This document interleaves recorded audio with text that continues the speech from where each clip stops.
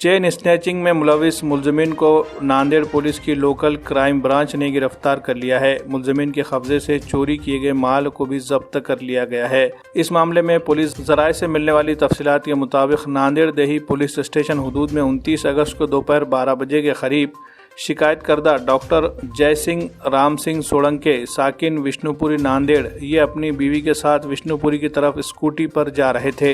इस दौरान जैसे ये लोग नागार्जुना हाई स्कूल के करीब पहुंचे, अचानक पीछे से दो नामालूम बदमाश टू व्हीलर पर सवार होकर आए और उन्होंने उनकी गाड़ी की रफ्तार कम होता देखकर स्कूटी के पीछे की सीट पर बैठी सोलंके की बीवी के गले से सोने का मंगलसूत्र झपट कर ले गए। काफी हंगामा के बाद भी ये लोग उनके हाथ नहीं लगे। इस मामले में सोलंके ने देही पुलिस स्टेशन पहुंचकर मुलजिमिन के खिलाफ शिकायत दर्ज करवाई। देही पुलिस स्टेशन ने मुलजिमिन के खिलाफ ताज़ीरात हिंद की दफ़ा 392-34 के तहत मुकदमा दर्ज किया और मामले की तफ्तीश क्राइम ब्रांच के सुपुर्द की गई। जांच अफसरान की टीम ने इस वारदात के तकनीकी पहलुओं का जायजा लेते हुए 3 मशकूक मुलजिमिन को हिरासत में लिया।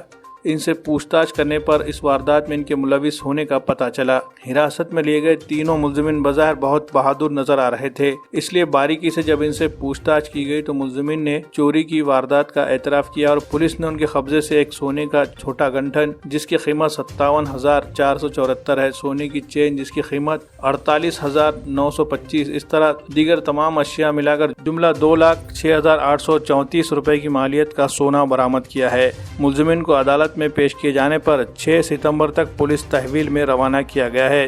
चेन स्नैचिंग मामले में मुलविस मुलजमिन को पकड़ने में कामयाबी हासिल करने पर जिला एसपी प्रमोद कुमार शिवाले ने जांच अफसरान की टीम के सभी मेंबरान की सताइश की।